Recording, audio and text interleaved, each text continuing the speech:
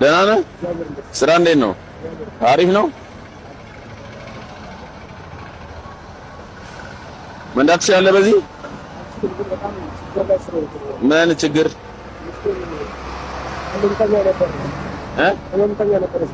እሺ እና ስራአጥቼ ሰው ነው በቃ ይሄን ራሱ ለጊዜው እንዲሰራ ያደርጋል። ምን ያሰበር ነው የሚነገር እና ነው በተቀጣጣ ነው። ይሄ ሽካሪ ህዝብ አንድ ነው።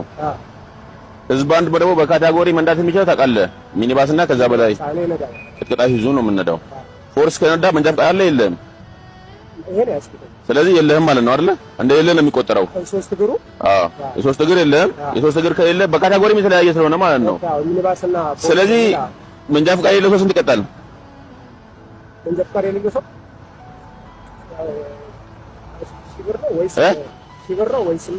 ስምንት ሺህ ብር ነው የምትቀጣው። ይሄ ያለ ደረጃ አይደለም፣ ህዝብ አንድ ነው። ካታጎሪ ያለ ደረጃ የሚባለው ታክሲ አንድ እያለ ታክሲ ሁለት ከነዳ ነው። ታክሲ ሁለት እያለ ታክሲ አንድ ከነዳ ችግር የለውም።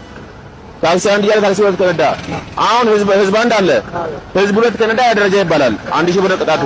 ይሄኛው ግን በካታጎሪ ስለሚለያይ መንጃ ፈቃድ የለህም ማለት ነው። አሁን መንጃ ፈቃድ ሳይኖር ነው እያስከተልክ ያለው። የለም እንጂ ህዝብ ነው። ይሄ በካታጎሪም የተለያየ ነው።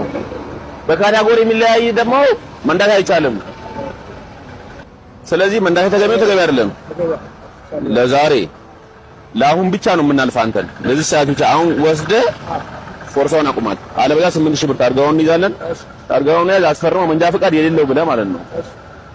አስፈርመው ከዚህ በኋላ እንዳትደግም። ስለዚህ አንደኛ ብትገጭ ኢንሹራንስ ላንተ ከቨር ያደርግልህ መንጃ ፈቃድ የሌለው ሰው ነው። ስለዚህ ሙሉ ጥፋትም ሙሉ ኃላፊነትም የምትወስደው አንተ ነህ። አስተካክል እሺ፣ እንዳትደግም።